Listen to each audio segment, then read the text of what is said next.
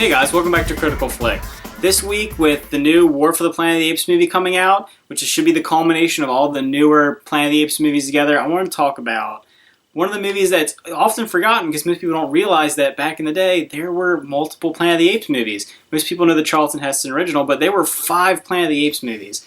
And I wanted to talk about one that stood out for me and is actually the version of the one that's coming out now. I don't think it's a true remake. This one's obviously a different story, different premise, but I want to talk about Battle for the Planet of the Apes. So Battle for the Planet of the Apes is the 5th installment of the original Planet of the Apes franchise. It came out in 1973. Basically what Battle for the Planet of the Apes is about is you have Caesar and the other apes trying to coexist with the remaining humans after a nuclear war. Now, if you haven't seen the other Planet of the Apes movies, which I feel like most people haven't, you might have seen the original one with Charlton Heston from 1968, but it does follow a pretty long story to get to where it's at. I feel like the newer ones, they kind of jumped ahead. You kind of got Rise, Dawn, and this one, and it felt like a shorter amount of time.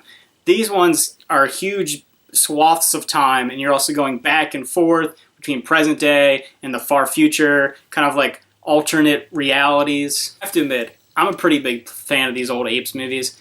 I'd never seen them before I was in like high school, and me and my friends were hanging out one weekend, and the first one came on with Charlton Heston, and I watched and I was like, this is actually really good. I'd only seen like the Tim Burton one at the time, and I wasn't a big fan. I don't think a lot of people were a big fan of that one. And I watched them, and I just was hooked on them. I watched all of them in like the course of like a week. And it was actually kind of hard to get them. I went down to my local video store, and I had to like get them special ordered in because nobody had them. Because like they weren't that popular, and they had fallen out of popularity, especially, this was the early 2000s. And I think they're a lost franchise, kind of. You have these new ones, and I think a lot of people don't even realize that you have all these old ones. They might know the original or the Tim Burton remake, but I don't think they know that there's 5 other movies as well as a whole TV series that came out. And it was a pretty ambitious project at the time. So I'm going to do a quick rundown of the Planet of the Apes movies. So the first one you have is Planet of the Apes, which is, the one Charlton Heston goes up in space, somehow gets warped to this alternate reality where apes are taken over and they're basically the human race. And there's the twist at the end where, oh wow, this is Earth in the future. So he didn't just, get to an alternate dimension, he went to the future. Second one is Beneath Planet of the Apes, and that one is about the human race is still around, they don't realize it, and they're underneath the Earth. And they're all mutated, and they also have like the power of telepathy, and they're just these like weird creature-like humans that worship a nuclear bomb.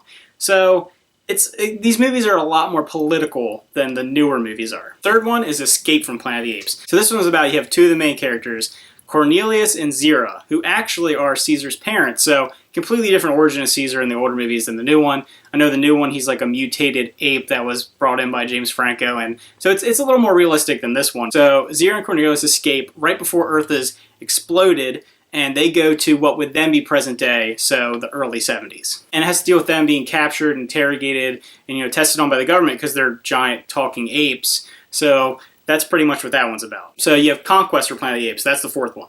So what goes on in this one is you have Zira and Cornelius have been killed, and you didn't realize that they gave birth to a small ape, which then becomes Caesar. And Conquest is about Caesar banding together with all the other apes that have become enslaved. They're actually literally slaves in this movie. It's not like they're living in a zoo like Rise of the Planet of the Apes.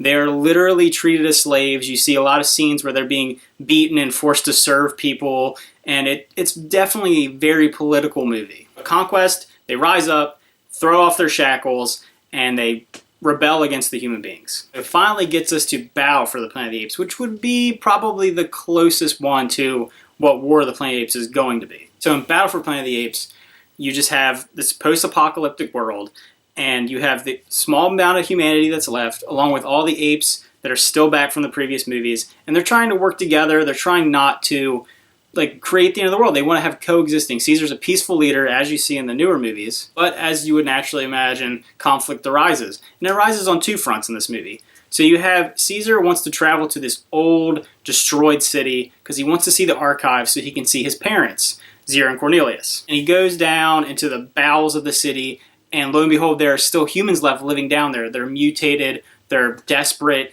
and they find this as an affront, as like trying to invasion and kill them off and kill the last of them. Even though Caesar, he wants to live with the humans. He doesn't want to fight them. He doesn't want to destroy them. So I have to say, they're not the only humans on the planet. You have the ones living underneath the city, and they're mutated, and they're really paranoid, and this like the end of the world for them. So you have to also have people that are living with Caesar. So they aren't the only humans aren't just the ones that are underground and crazy, mutated and everything. You have humans that are trying to live with the apes, but then there's also that other conflict of there's different kinds of apes. So you have the chimpanzees, which Caesar is, the orangutans, and the gorillas. So the orangutans are like the intellectual, philosophical. They're like almost like they're like intellectual elite of the group, and the chimpanzees are like the normal, run-of-the-mill people. And then the gorillas are like the warrior class. They're the army, they're the tough guys, they're the enforcers. And the leader of the gorillas is Aldo, and he hates human beings. He thinks that they shouldn't be listened to, they're untrustworthy, they're vile creatures, and we should completely get rid of them. You have those two fronts. You have the human beings that are left over that want to defeat the apes because they think that they're this horrible crime against humanity, and that's the reason why humanity collapsed was because of them. Even though, in the movies it's a little ambiguous, but a nuclear war basically caused everything to be wiped out. So the humans basically caused their own demise, but they blame the apes for it. So I'm sure you'll see some of that in the movie. You saw that, some of that in Dawn of the Planet of the Apes. I don't know if you're going to see that in War of the Planet of the Apes. I don't know. I don't want to get too much in the ending of this movie because I don't know if it's going to reflect the ending of this movie. So I don't want to spoil it and say, oh, this is what happens in this movie, and that's what's going to happen in this movie. But I do like the ending. I do like the ending for Battle of the Planet of the Apes. You have the two groups coming together, and it's this huge clash of all three factions, the gorillas, the regular apes, and then the humans, and then just a whole mess of things happen, and you get to an ending, and it's a pretty satisfying ending. So one of the things that was always the hallmark of the Planet of the Apes movies was the makeup. I feel like it's pretty well done for the 60s and 70s. You look at it, and it's, by today's standards, it's rough, it's not great, but we didn't have CGI, we didn't have these super high caliber prosthetics back then, so for what it is, it does look fairly good, especially Caesar's prosthetics. It is a very convincing, it gives that uncanny human-ape hybrid, where now the ones now are just straight-up apes. So it is kind of interesting. It gives it more of a human thing to it. It's not like just apes versus humans. It's almost like a hybrid thing going on. In fact, the artist for the Planet of the Apes makeup is John Chambers, who's actually really famous, and one of the things he's famous for is for working with the CIA because he made such good and convincing prosthetics back then that he was commissioned by the government to work on top secret programs and things like that. So it's a really interesting thing to it, and he worked through all the Planet of the Apes movies. It's not like he just did the first one and gave up. He worked on all of them. The acting is a little over the top. It's very, Shakespearean. These movies, while they're kind of silly on their face, they have a lot of deep stories to them, and it has a very Shakespearean theme to it.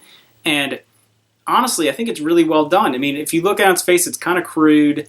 The whole concept is kind of silly, but it deals with a lot of issues back then that were really political and really struck a chord with some people. I mean, you're coming off of not that far off of the civil rights movement, and these movies were clearly targeting being a political satire almost, not to the point where it's very obvious. It's a little more subtle.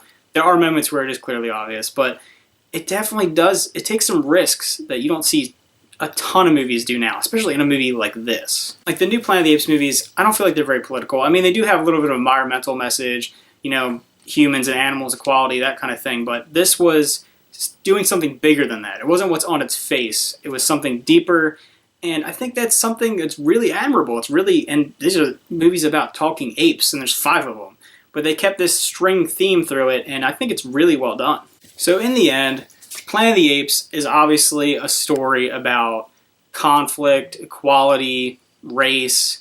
It's a lot of things. And it isn't as good as the first 4. It's still pretty good. I feel like the 4th one is very politically charged. The first ones are just, it's a classic. It's sparked already 2 remakes now, and it's really good. Honestly, if you watch the new ones and you love them, it would be cool to go back and revisit these old films. The acting, Charlton Heston's iconic actor. You have some really good acting. The actor that plays Caesar is really good. And I think that it's worth revisiting. I don't want people to forget where these new movies come from. I feel like a lot of these remakes come out and people forget about these iconic franchises and where they got their beginnings. I don't know if the new one is going to parallel this one. I feel like Dawn, they took these 3 that are the current ones, Rise, Dawn, and War for Planet of the Apes, and they kind of used the 4th and 5th movie of the Planet of the Apes franchise, and they made it into these 3 movies, and they're breathtaking. These new movies are so well done. Who would have thought that a movie about monkeys again would turn out to be such a good franchise? And I think that it's going to be really good. I haven't seen it yet. I've heard the reviews are fantastic on it. I cannot wait to see it. I hope it has the same ending as Battle for Planet of the Apes, because I really do enjoy the ending of this movie. I think that it's not exactly what you would expect, and it does go back and forth in time, and I would like to see that. I would love to see if, when this movie ends, we go forward in time and we see what happens after all this, like where this all leads to. Because one of the other themes of this movie is that it's all about choices. Battle for Planet of the Apes, Caesar learns early on where the future could go from his parents. He finds the records and they say what happened at the end of the world and all that. And then you see the other spectrum of what could happen. And it is all about making those choices to see what world you want to build around yourself. And I think that is a theme that they could really nail in this movie, about what humanity and the apes could make these choices and where that would lead them. So guys, thanks for watching again. I hope that you enjoy War for the Planet of the Apes. I really hope I enjoy it too. And if you have seen the old ones, which one's your favorite? I feel like I don't know anyone my age that's watched all the old Planet of the Apes movies. So if you have a favorite, put it down below and let me know why, because I think these are really good movies and I think they're really underrated and people forget about them. So yeah, thanks for watching and see you next time. Bye.